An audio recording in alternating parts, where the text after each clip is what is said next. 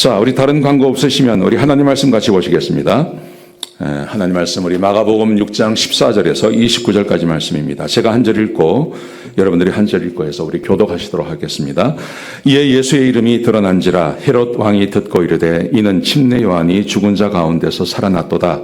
그러므로 이런 능력이 그 속에서 일어나느니라 하고 어떤 이는 그가 엘리야라 하고 또 어떤 이는 그가 선지자니 옛 선지자 중에 하나와 같다 하되 헤롯은 듣고 이르되 내가 목벤 요한 그가 살아났다 하더라. 전에 헤롯이 자기가 동생 빌립의 아내 헤로디아에게 장가든 고로 이 여자를 위하여 사람을 보내어 요한을 잡아 옥에 가두었으니 이는 요한이 헤롯에게 말하되 동생의 아내를 취한 것이 옳지 않다 하였음이라. 헤로디아가 요한을 원수로 여겨 죽이고자 하였을 때 하지 못한 것은 헤롯이 요한을 의롭고 거룩한 사람으로 알고 두려워하여 보호하며 또 그의 말을 들을 때 크게 번민을 하면서도 달갑게 들음이러라. 마침 기회가 좋은 날이 왔으니 곧 헤롯이 자기 생일에 대신들과 천부장들과 갈릴리의 귀인들로 더불어 잔치할세 헤로디아의 딸이 친히 들어와 춤을 추어 헤롯과 그와 함께 앉은 사람들을 기쁘게 한지라. 왕이 그 소녀에게 이르되 무엇이든지 내가 원하는 것을 내게 구하라 내가 주리라 하고 또 맹세하기를 무엇이든지 내게 구하면 내 나라의 절반까지라도 주리라 하거늘 그가 나가서 그 어머니에게 말하되 내가 무엇을 구하리이까. 그 어머니가 이르되 침례 요한의 머리를 구하라 하니 그가 곧 왕에게 급히 들어가 구하여 이르되 침례 요한의 머리를 소반에 얹어 곧 내게 주기를 원하옵나이다 하니 왕이 심히 근심하나 자기가 맹세한 것과 그 앉은 자들로 인하여 그를 거절할 수 없는지라. 왕이 곧 12병 하나를 보내어 요한의 머리를 가져오라 명하니 그 사람이 나가 옥에서 요한을 목베어 그 머리를 소반에 얹어다가 소녀에게 주니 소녀가 이것을 그 어머니에게 주니라. 요한의 장사하니라. 아멘. 오늘은 제목이 이렇습니다. 당신의 인생을 낭비하라입니다. 낭비하지 마라. 보통 제목인데요. 오늘은 제가 인생을 좀 낭비하십시오 라는 주제로 하나님 말씀 함께 나누시겠습니다. 오늘 본문에 보시면 침례 요한의 죽음에 대한 이야기가 나옵니다.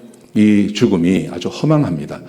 헤롯의 잔치에서 헤롯의 딸 헤로디아가 춤을 췄는데 그 춤의 대가로 침례 요한이 죽게 되는 이야기입니다. 여러분, 이것이 우리에게 얼마나 허망함을 주는지 모릅니다. 그래서 한번 우리의 인생을 어떻게 사는 것이 가장 좋은 건지, 왜 내가 인생을 낭비해야 되는지를 오늘 이 본문의 말씀을 가지고 함께 나누려고 합니다. 보시면 예수님의 소문이 퍼져나가죠.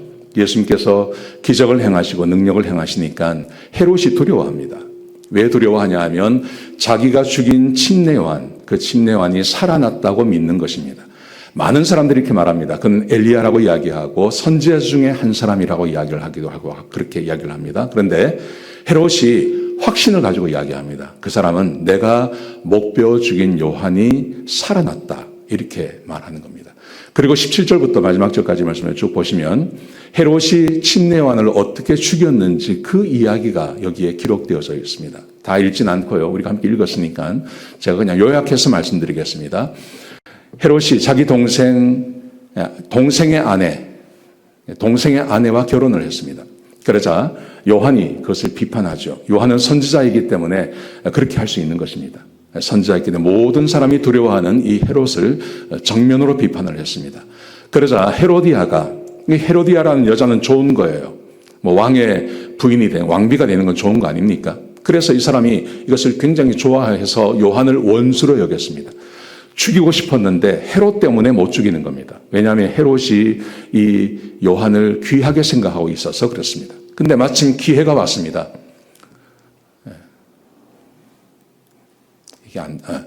기회가 왔는데요. 헤롯의 생일날 이 헤로디아의 딸이 춤을 췄습니다. 춤을 췄는데 이게 헤롯을 굉장히 기쁘게 했습니다. 그리고 거기 있는 사람들 다 기쁘게 해줬습니다. 그래서 술 먹고 기분 좋으니까 막말 아무 말이나 막 하지 않습니까? 그래서 네가 원하는 거 말만 해라. 나라의 절반이라도 내가 주겠다. 이렇게 말을 했습니다. 그랬더니 헤로디아가 자기 어머니에게 쫓아갔어요.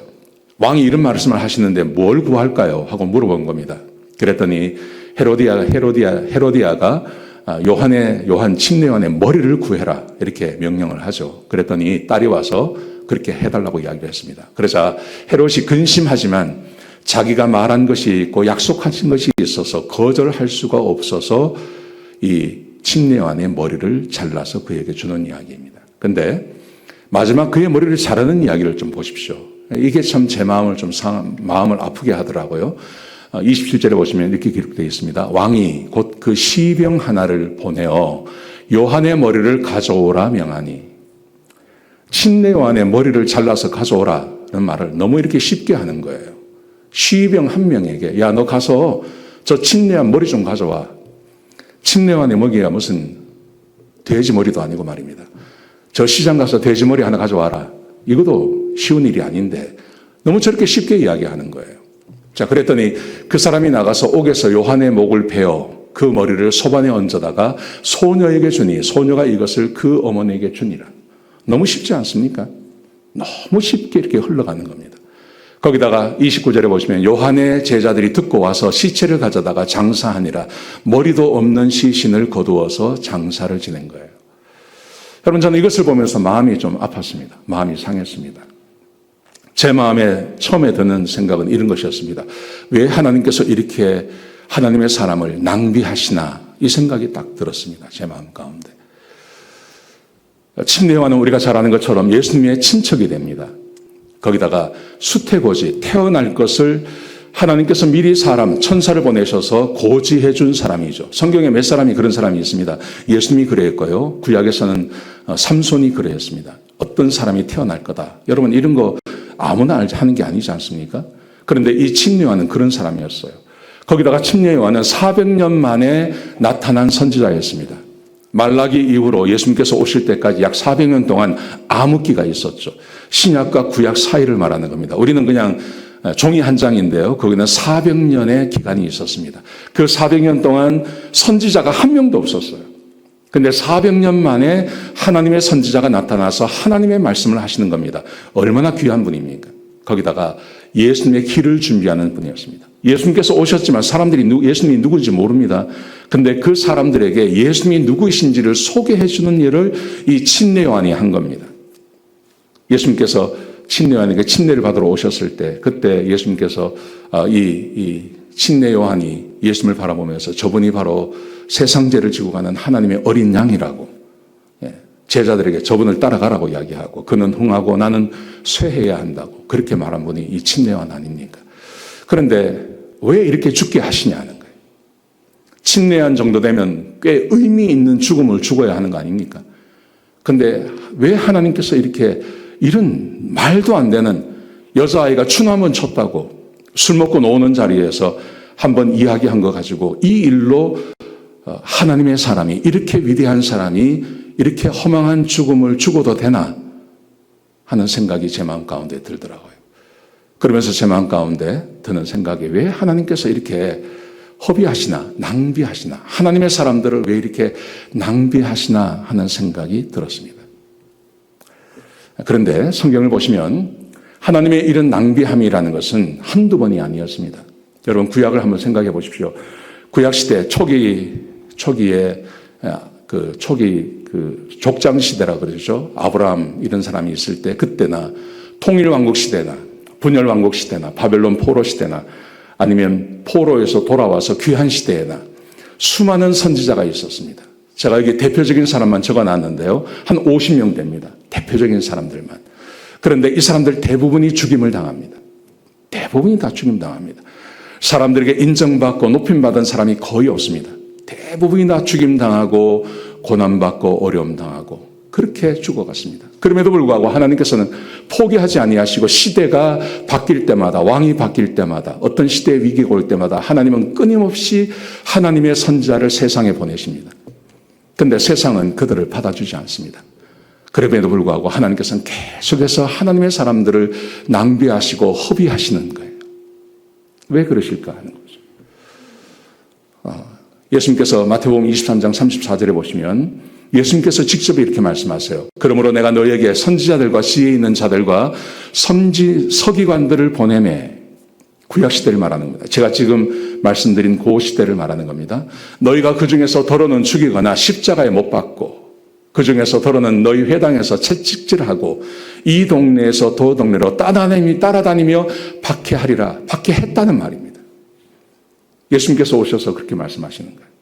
실제로 그렇게 했다는 것입니다. 여러분, 하나님께서 왜 이렇게 하실까요? 왜 하나님은 하나님의 사람들을 이렇게 낭비하시고 허비하시는 일을 계속해 나가는 것일까요? 여러분, 낭비라는 것은요, 어떤 의미를 갖는 거냐 하면 중요한 사람들에게 행하는 행위입니다. 그냥 낭비를 할 수도 있지만 중요한 사람들에게 내가 뭔가를 하는 것, 그게 제3자가 보기에는 낭비처럼 보이는 거예요. 정말 소중한 사람에게는요, 대부분의 사람들이 낭비하게 되어 있습니다. 시간을 낭비하고 돈을 낭비하고 노력을 낭비하고 인생을 낭비하는 거 아닙니까? 그렇지 않습니까? 사랑하는 사람에게, 중요한 사람에게 우리는 낭비합니다. 예를 들어서 우리의 자녀, 제3자가 보기에는요, 쟤는 안 돼요. 천하 없는 사람이 와도 쟤는 안 돼요. 그런데 어머님, 아버님, 부모님들은 그 자식을 믿고 사랑하기 때문에 막 모든 것을 다 퍼붓지 않습니까? 그리고 잘 되기만을 기대하지 않습니까? 그렇지 않습니까? 연애할 때 낭비하지 않습니까? 시간을 낭비하고 돈을 낭비하고 제3자가 보기에는 낭비인데 사실은 본인은 이것을 낭비라고 전혀 생각하지 않는 거예요. 이것을 받는 입장에서 뭐라 그럴까요? 받는 입장에서는 이것을 은혜라고 말하는 거예요. 몰라서 그렇지. 누군가는 낭비하고 3자가 보기에는 저것은 낭비고, 근데 받는 입장에서는 이게 은혜가 되는 거예요. 사실은 하나님께서 3자가 보기에는 모든 것을 다 낭비한 것처럼 보이지만 받는 이스라엘 백성들 입장에서는 그게 하나님의 은혜로 그들에게 주어졌던 거예요. 아멘이세요? 예. 우리가 이 낭비와 하나님의 이 은혜로 우리가 여기에 앉아있고 우리가 살아가는 것입니다. 성경에 보시면 가장 큰 낭비, 가장 위대한 낭비가 있습니다. 그게 바로 예수 그리스도이십니다. 예수님을 생각해 보십시오. 요한복음 1장 1절에 보시면 예수님이 어떤 분인지를 소개합니다. 예수님이 하나님이시라고 이야기합니다. 태초에 말씀이 계시니라. 이 말씀이 하나님과 함께 계셨으니 이 말씀은 곧 하나님이시니라. 말씀이 하나님이십니다. 그가 태초에 하나님과 함께 계셨고 만물이 그로 말미암아 지은 바 되었으니 지은 것이 하나도 그가 없이는 된 것이 없느니라. 예수님이 하나님이시라고 말씀하시죠. 예수님이 하나님이십니다. 하나님 아버지 그리고 아들 예수님, 그러니까요, 급이 다르다고 생각하시는데 전혀 그렇지 않습니다. 예수님이 하나님이십니다. 골로새서 1장 16절에 보시면 그 예수님을 이렇게 설명합니다. 만물이 그에게서 창조되되, 요한복음 1장과 똑같죠. 하늘과 땅에 보이는 것들과 보이지 않는 것들, 혹은 왕권들이나 주권들이나 통치자들이나 권세들이나 만물이 다 그로 말미암고 그를 위하여 창조되었고, 여기서 말하는 왕권들, 주권들, 통치자, 권세, 이 세상에 있는 모든 권세 있는 걸 말하는 겁니다. 이 세상의 모든 왕권, 그거 다 하나님이 세우신다고 말씀하세요. 태초부터 지금까지 하나님께서 각 나라의 왕들을 하나님께서 세우시는 분이에요. 이분이 예수님이세요. 그런데 이분이 어떤 취급을 받는지 보시기 바랍니다. 누가복음 23장 6절에 보시면 오늘 본문에 나왔던 이 헤롯이 등장합니다. 빌라도와 헤롯이 등장합니다. 하나님께서, 예수 그리스도께서 이 두 사람을 세우신 분이세요. 그런데 이 두 사람 빌라도와 헤롯이 예수님을 어떻게 취급하는지 보세요. 그들이 마음대로 취급합니다.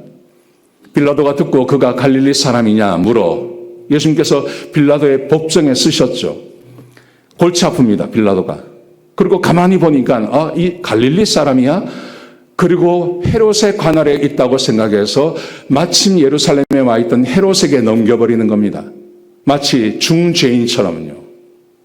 내 관할 아니네, 너 절로 가 하는 것처럼 쉽게 그렇게 예수님을 취급했다는 말입니다. 헤롯의 관할에 속한 줄을 알고 헤롯에게 보내니 그때 헤롯이 예루살렘에 있더라. 헤롯이 예수를 보고 매우 기뻐하니, 또 헤롯은 예수님을 또 기뻐합니다. 왜냐하면 자기가 죽인 그 친내왕이 살아왔다고 생각했는데 자기 체면에 가서 만날 수는 없잖아요. 그러니까 근데 자기 법정에 온 겁니다. 그러니까 기뻐합니다. 굉장히 좋아합니다. 그러면서 이는 그의 소문을 들었으므로 보고자 한 지 오래였고 또한 무엇이나 이적 행하심을 볼까 바랐던 영고라라. 그래서 예수님께 아마 이야기했을 것입니다. 네가 예수냐? 네가 뭐 하나님이라고 이야기한다면 네가 메시아라면서 너 한번 기적 한번 행해봐. 예수님을 조롱하는 거죠. 묻는 거죠. 조롱하고 묻고 이런 일을 행하는 겁니다. 예수님께서 이런 일을 당하십니다. 11절에 보시면요. 헤롯이 그 근인들과 함께 예수를 업신여기며 희롱하고 예수님께서 세우신 그 헤롯이 예수님을 희롱합니다. 빛난 옷을 입혀 빌라도에게 도로 보내니 빌라도가 헤롯에게 보내고 헤롯은 또 시큰 자기가 데리고 놀다가 희롱하고 조롱하다가 다시 거기에 옷을 입혀서 다시 빌라도에게 보내고 예수님께서 이런 취급을 당하시는 거예요. 여러분, 이게 하나님께서 사람들에게 베푸시는 그 낭비 같은 거죠. 왜 예수님을 이렇게 하게 하십니까? 낭비하는 거 아닙니까? 예수님께서 이렇게 하세요. 예수님이 이런 일을 당하고 계시는 거죠. 그렇다고 해서 세상이 변하는 거 아닙니다. 전혀 변하지 않습니다. 세상은 여전히 예수님께 적대적입니다. 예수님께서 마태복음 11장에 보시면 예수님께서 능력과 기적을 행하시고 말씀을 가르치시고 그렇게 열심히 사역하시는데도 불구하고 그 시대의 세상을 향해서 이렇게 말씀하십니다. 이 세대를 무엇으로 비유할까? 비유하건대 아이들이 장터에 앉아 제 동물을 불러 이르되 우리가 너희를 향하여 피리를 불어도 너희가 춤추지 않고 우리가 슬피 울어도 너희가 가슴을 치지 아니하였다 함과 같도다. 예수님께서 아무리 그들을 설득하고 말씀하셔도 꿈쩍도 하지 않습니다. 예수님의 말씀에 반응하는 사람이 별로 없다는 말이죠. 그냥 따라다니고 구경하고 이거지 정말 주님을 따르는 사람 별로 없었다는 말이죠. 거기다가 이렇게 말씀하십니다.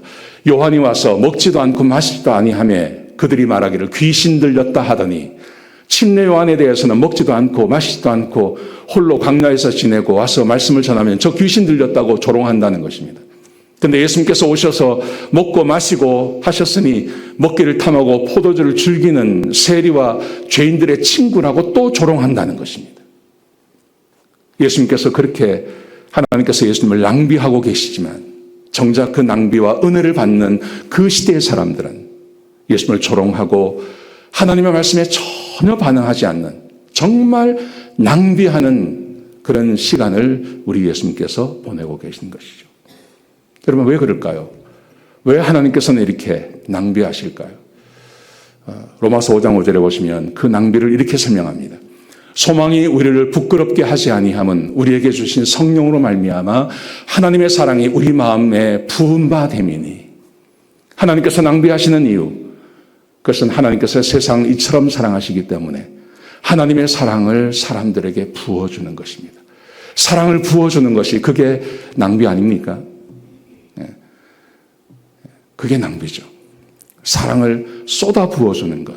그냥 적당히 샤워기로 아니면 호스로 줄 수도 있는데 그렇게 하지 아니하시고 사랑을 쏟아 부어주시는 거죠. 이게 낭비죠. 왜냐하면 세상을 사랑하기 때문에, 사람들을 사랑하시기 때문에 하나님께서 이렇게 낭비해 나가시는 겁니다. 우리가 아직 연약할 때 기약대로 그리스도께서 경건하지 않은 자를 위하여 죽으셨도다. 낭비죠. 경건하지 않은 사람을 위해서 왜 죽습니까? 이게 낭비하시는 거죠. 그 다음 말씀해 보시면 의인을 위하여 죽는 자가 쉽지 않고 선인을 위하여 용감히 죽는 자가 혹 있거니와. 우리가 아직 죄인 되었을 때 그리스도께서 우리를 위하여 죽으심으로 우리가 죄인일 때 우리를 위해서 죽어주시는 그 하나님의 사랑 전적으로 낭비하시는 것이죠. 왜 이렇게 낭비하시나요? 우리를 사랑하시기 때문에, 우리를 지극히 사랑하셔서 우리에게 그 은혜를 부어주시는 것입니다. 여러분, 우리가 여기 있는 존재, 우리가 여기 앉아있는 이유가 뭘까요? 그게 바로 하나님께서 끝없는 낭비를 해주셨기 때문에 저와 여러분이 이곳에 와서 앉아있다고 저는 믿습니다. 이게 하나님의 은혜입니다. 하나님은 낭비하셨고 삼자가 보기에 낭비이시고 그리고 우리가 보기에는 그게 하나님의 은혜인 것이죠. 하나님의 낭비하심은 여전히 진행이 됩니다.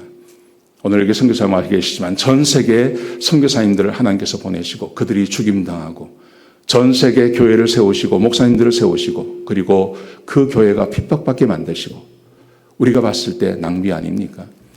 그 일만 하시는 게 아닙니다. 세상 모든 사람들에게, 하나님을 섬기지 않고 하나님을 대적하는 그 사람들에게 햇볕을 주십니다. 오늘처럼 이렇게 비가 내리게 하십니다. 공기도 주시고요, 생명이 이 지구상에 꽉 차게 하십니다. 하나님을 사랑하는 사람들이나 하나님을 사랑하지 않는 사람들에게나 아침마다 해가 뜹니다. 여전히 그들에게 하나님께서 은혜를 베풀어 주십니다. 우리가 보기에 그 낭비예요. 어차피 지옥 갈 사람들요, 어차피 자기가 원하는 것만 하는 사람들, 하나님을 전혀 섬기지 않는 사람들에게 왜 저렇게 은혜를 주시냐 하는 거죠. 저 낭비 아닙니까? 근데 하나님께서 저희를 계속해서 해나가고 계시는 것입니다. 사람들은 예배하지 않습니다. 하나님을 좋아하지도 않습니다. 근데 하나님께서는 계속해서 이 일을 행하십니다. 하나님은 여전히 이 세상을 향해서 하나님의 가장 귀한 것을 주시는 그런 낭비하시는 하나님이 우리 가운데 거하시는 것입니다. 그런데 우리는 어떠냐 하면요, 우리는 낭비하는 거 싫어합니다. 특별히 내 것을 가지고 누군가에게 주는 것 우리는 싫어합니다. 우리는 낭비하지 않으려고 합니다. 성경에 보시면 특별히 하나님의 사람들이라 하더라도 사람들이 하나님께 이렇게 큰 은혜를 받았는데 우리는 우리의 것을 나누어 주는 것을 싫어합니다. 낭비하지 않으려고 합니다. 대표적인 이야기가 몇 가지가 있습니다. 그 중에 가룟 유다 이야기가 나오죠. 마리아가 예수님께서 돌아가신다는 이야기를 들었어요. 그는 알고 있었어요. 그래서 예수님께서 마지막 일주일을 보내실 때 자기 동네에 오셨을 때 마리아가 300데나리온짜리 굉장히 비싼 향료를 가지고 가서 예수님의 발 앞에 깨뜨리고 그 발에 붓고 자기 머리를 털로 그것을 이렇게 닦지 않습니까? 그때 그것을 봤던 사람들의 반응이 뭐냐면요, 왜 허비하느냐 하는 것입니다. 그것을 팔아서 가난한 사람들에게 주지 아니하고 왜 그것을 허비하느냐고 이야기하죠. 여러분, 예수님께서 자기의 모든 것을 다 허비하시고 우리에게 은혜를 베풀어 주셨는데 그 은혜를 받은 우리는 예수님께 드려지는 300데나리온짜리를 바라보면서 사람들은 분노하고 화를 내는 겁니다. 특별히 가룟 유다가 그러죠. 가룟 유다가 왜 그것을 허비하느냐고, 팔아서 가난한 자에게 주지 아니하고 왜 그것을 허비하느냐고 이야기하죠. 하나님은 우리를 위해서 허비하시고 낭비하시는데 우리는 하나님을 위해서 뭔가 허비하는 것에 대해서 굉장히 소극적이라는 겁니다. 우리는 허비하지 않으려고 합니다. 이 대화가, 이 말씀이 우리에게 주고 있는 교훈이 이겁니다. 우리는 하나님을 위해서 어느 것도 허비하지 않으려고 합니다. 어떤 손해도 보지 않으려고 합니다. 아주 계산적이죠. 예수님께서 주신 교훈 중에 대표적인 교훈이 이겁니다. 1만 달란트 빚진 자가 왕이 그것을 탕감해 주지 않습니까? 이것은 우리를 말하는 것입니다. 1만 달란트라는 것은요, 1달란트는 6천 데나리온입니다. 6천 데나리온은 20년치 연봉을 말합니다. 그러니까 1만 달란트라는 것은 20만 년 어치의 연봉을 말하는 겁니다. 어마어마한 액수입니다. 이것은 본인이 갚지 못합니다. 근데 왕이 이것을 그냥 탕감해 주었습니다. 탕감을 받고 나오는 자리에서 이 탕감을 받은 사람이 자기에게 100데나리온 빚진 자를 만납니다. 자기 친구를 만납니다. 그러자 그의 목을 붙잡고 빨리 갚으라고 난리를 치고 그리고 이 사람을 감옥에 집어넣어 버리죠. 이 이야기는 누굴 말하는 걸까요? 우리를 말하는 거예요. 우리는 낭비하지 않으려고 합니다. 우리는 손해보려고 하지 않습니다. 하나님께서 그렇게 많은 것을 낭비하시고 우리를 구원해 주셨는데 그 은혜를 받은 우리들은 어떤 것도 낭비하지 않으려고 합니다. 내 것을 가지고 절대 낭비하지 않으려고 합니다. 그게 우리의 삶이라고 이야기하시는 거예요. 지금 당신은 하나님을 위해서 무엇을 낭비하고 계십니까? 하는 거죠. 오늘 설교의 질문입니다. 결론이고 질문입니다. 여러분들은 하나님을 위해서 뭘 낭비하십니까? 아무 조건 없이 하나님께 드릴 수 있는 것이 뭐가 있습니까? 저는 적어도 우리 교회, 지금 여기에 참석한 우리 성도님들은 하나님께 받은 것이 참 많은 분들이라고 생각합니다. 그렇지 않습니까? 미국이라는 땅에 와서 산다는 게 이게 아무나 할 수 있는 일이 아닙니다. 지금도 한국 사람들이 얼마나 많이 미국 오고 싶어 하는데 여건이 안 돼서 못 오는 거예요. 근데 우리는 여기 왔어요. 자리 잡고 사는 거예요. 우리 하나님께서 우리에게 계산적으로 하셨다면 이 은혜 가운데 있지 못합니다. 하나님께서 정말 낭비하셔서 내가 받을 수 없는 은혜를 하나님께서 우리에게 부어주신 것입니다. 저는 제가 그렇다고 생각합니다. 제가 우리 집 사람 만날 수 있는 군번이 아닙니다. 제가 우리 아들 같은 아들을 얻을 수 있는 군번이 아닙니다. 근데 하나님의 은혜로 주신 것입니다. 하나님께서 내 인생을 바라보시면서 카운트하셨다면요, 저는 그냥 무지렁이로 살아가고 끝나는 거죠. 근데 하나님께서 나에게 낭비하신 거예요. 막 부어주신 거예요. 저만 그렇습니까? 아닐 겁니다. 여기 있는 우리 모두가 하나님의 그런 낭비하심과 은혜 가운데 여기까지 온 겁니다. 자, 이런 우리들이 하나님을 위해서 갚아드릴 수 있는 내가 낭비해야 할 것이 뭐가 있습니까? 뭘 낭비하십니까? 지금 우리는 40일 특세를 하고 있습니다. 이거 하나님을 위한 거 아닙니다. 이거 우리를 위한 겁니다. 그런데 어떤 분들은 나오시기도 하시고 나오지 않는 분도 계십니다. 그런데 나오지 않는 분들은 이유가 있는 거죠. 거기 나갈 필요 없다고 생각하시는 거죠. 맞습니다. 꼭 기도할 필요가 없으면 기도 안 하셔도 됩니다. 갈급한 분들만 나오시는 거죠. 여러분, 그런데 갈급해서 나오는 거하고 나갈 필요가 없는데 나오는 거하고는 전혀 다른 것입니다. 기도할 필요가 없고 내 삶에 문제가 없고 거기 왜 나가냐? 그럼 기도할 필요가 전혀 없는데 나오시는 거, 그거 낭비 아닙니까? 시간을 낭비하는 거고 내 삶을 낭비하는 건데요. 그런데 우리는 이런 은혜를 받고 자랐다면 그 정도의 낭비는 해야 되는 거 아닙니까? 그렇지 않습니까? 충분히 할 이유가 있는 거죠. 제가 일부 예배 끝나고 그런 이야기를 했어요. 한 집사님한테 집사님이 나오셔서 예배 드리시면 그 주변에 있는 몇 분이 좋아하실 겁니다. 은혜 받을 겁니다. 나는 나올 필요가 없죠. 자기는 나올 필요가 없는 거예요. 삶에 부족함이 하나도 없어요. 기도할 필요가 없어요. 그런데 왜 나와야 되냐 하면 그 주변 사람들이 있는 거예요. 아, 저분이 와서 기도하시네 하고 은혜 받는 사람들이 분명히 있다는 겁니다. 그런데 그분들이 나오시는 것은 낭비하는 걸 수 있어요. 낭비할 수 있는, 다른 사람들에게 은혜를 끼치는 거죠. 우리가 하나님께 그런 큰 은혜를 받았다면 나도 누군가에게 은혜를 베풀고 나도 누군가에게 내 삶을, 내 시간을, 내 잠을 좀 낭비하며 사셔도 괜찮습니까? 그런 은혜를 받으셨다면 당연히 그렇게 하시는 게 맞지 않습니까? 내일 아침은요, 비가 많이 온대요. 비가 많이 온대요. 한번 여러분의 시간을 한번 낭비해 보셨으면 좋겠어요. 한번 낭비해 보십시오. 낭비하셔서 한번 다른 분들이 은혜로 느껴지게, 야, 저분이 나오셨네. 은혜가 되게. 그리고 저를 좀 위로해 주시고 저에게 좀 은혜를 베풀어 주시기 바랍니다. 저 집사님이 나오셨네. 내가 은혜를 받는 거예요. 제가 은혜를 받는 거예요. 제가 요즘 아침마다 얼마나 큰 은혜를 받는지 모릅니다. 나오지 말아야 할 분들이 나오세요. 90이 되신 은퇴하신 목사님이 나오세요. 암으로 투병하시는 우리 집사님이 나오세요. 우리 김 집사님. 암으로 투병하세요. 지금 이게 암이 심해지셔가지고 산소 마스크를 쓰지 않으면 4시간마다 이걸 써야 되는 거예요. 그런데 나오시는 거예요. 저는 은혜를 받습니다.